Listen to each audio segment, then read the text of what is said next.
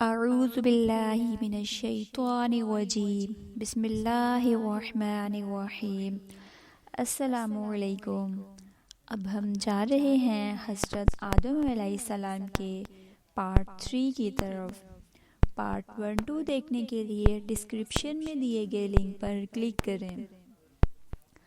حضرت آدم علیہ السلام کی اولاد میں سے بعض بہت نیکوکار تھے اور بعض بہت گناہ گار تھے۔ ان میں سے ایک قابیل بھی تھا اور ایک حابیل تھا، جن کے درمیان لڑائی ہوئی تھی۔ لڑائی اس وجہ سے ہوئی کہ اللہ کے حکم کے مطابق ایک ساتھ پیدا ہونے والے لڑکا لڑکی ایک ساتھ شادی نہیں کر سکتے تھے۔ جیسا کہ آپ جانتے ہیں، حضرت آدم علیہ السلام کے شروع میں جڑواں بچے ہوتے تھے، سٹارٹ سے ہی ایک لڑکا اور ایک لڑکی۔ آپس میں پیدا ہونے والے لڑکا لڑکی کی شادی نہیں ہو سکتی تھی، جبکہ بعد میں یا ان سے پہلے پیدا ہونے والے لڑکا لڑکی کے ساتھ وہ شادی کر سکتے تھے۔ لیکن قابیل کی شادی حابیل کی بہن کے ساتھ مقرر ہوئی، لیکن قابیل کو اپنی بہن سے پیار تھا۔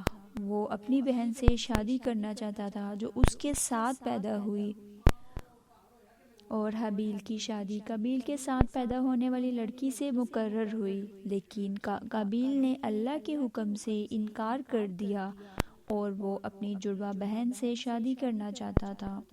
حضرت آدم علیہ السلام مشکل میں پڑ گئے۔ وہ اپنے خاندان میں امن چاہتے تھے۔ انہوں نے اللہ سے درخواست کی۔ اللہ کا حکم ہوا، ہر ایک لڑکا قربانی دے گا، جس کی قربانی قبول ہوگی اس کے پاس پسند کی شادی کرنے کا حکم ہوگا۔ دونوں قربانی دینے کے لیے تیار ہو گئے۔ قابیل نے اپنا بہترین جانور قربانی کے لیے پیش کیا۔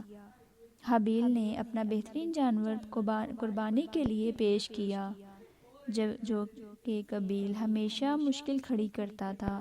اس نے اپنا بدترین جانور پیش کیا۔ اللہ نے قابیل کی قربانی کو قبول نہیں کیا، کیونکہ قابیل نے اللہ کی نافرمانی کی تھی اور قربانی بھی اچھی نہیں دی تھی۔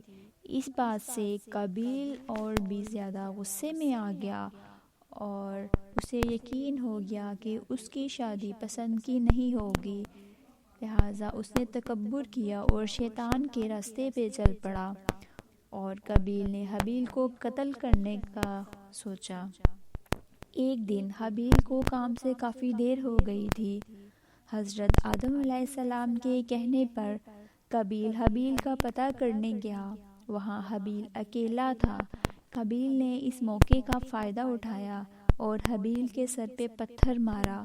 یہ زمین میں پہلا قتل تھا۔ حابیل وہیں پہ لیٹ گیا اور مر گیا، اس لیے اسے کچھ سمجھ نہیں آ رہی تھی کہ قابیل کو کہاں چھپاؤں، کیونکہ یہ پہلا قتل تھا، پہلی موت تھی۔ اسی دوران اللہ کے حکم کی رحمت ہوئی۔ اللہ نے 2 کوے بھیجے، جنہوں نے آپس میں لڑائی کی۔ لڑائی کرتے کرتے ایک کوے کی موت ہو گئی۔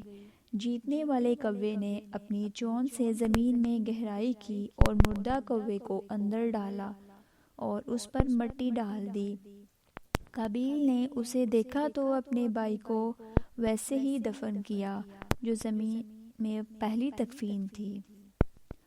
حضرت آدم علیہ السلام نے اپنی اولاد کو بتایا کہ اللہ تعالیٰ انسانوں کو کبھی اکیلا نہیں چھوڑے گا، ان کی رہنمائی کے لیے مختلف پیغمبر بھیجے گا، جن کے مختلف نام ہوں گے، مختلف خصوصیات ہوں گی، مختلف معجزات ہوں گے، لہٰذا اللہ کی پیروی کرنا اور شیطان سے دور رہنا، شیطان کے مکر و فریب سے بچنا اور صرف اللہ کی عبادت کرنا۔